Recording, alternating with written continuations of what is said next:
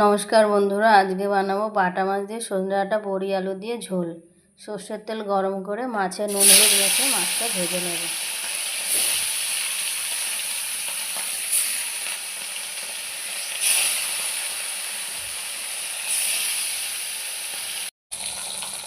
মাছগুলো ভাজা হয়ে গেছে, এবার তুলে নেব।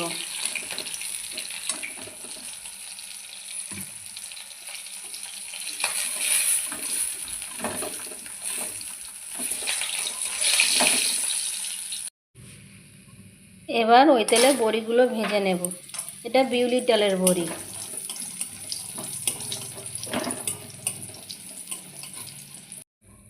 এবার কালো জিরে আর তেজপাতাটা ফোড়ন দিয়ে দিলাম।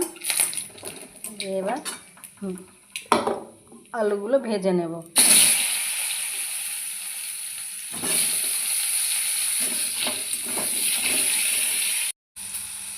আলুগুলো ভাজা হয়ে গেছে, এবার ডাঁটাগুলো দিয়ে দেব। দিয়ে ডাঁটাগুলো অল্প ভেজে নেব। ডাঁটাগুলো অল্প ভেজে নিয়েছি, এবার বাটা মশলাটা জলে গুলে দিয়ে দিলাম। বাটা মশলাটার মধ্যে ছিল আদা বাটা, জিরে বাটা, কাঁচা লঙ্কা বাটা, নুন, হলুদ দিয়ে এবার ভালো করে কষিয়ে নেব। মশলাটা ভালো করে কষা হয়ে গেছে, এবার জল দিয়ে দেব।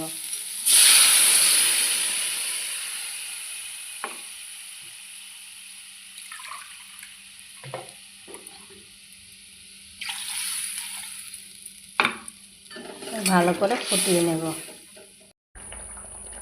মোটামুটি আলুটা সিদ্ধ হয়ে গেছে, এখন ভেজে রাখা মাছ আর বড়িটা একবারে দিয়ে দিলাম। দিয়ে একটু চাপা দিয়ে নামিয়ে নেব।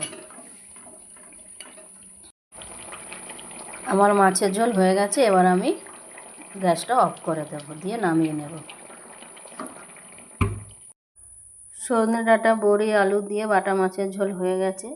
যদি আপনাদের আমার এই রান্নাটি ভালো লেগে থাকে তাহলে লাইক, কমেন্ট, শেয়ার ও সাবস্ক্রাইব করে পাশে থাকবেন। দেখা হচ্ছে পরের ভিডিওতে।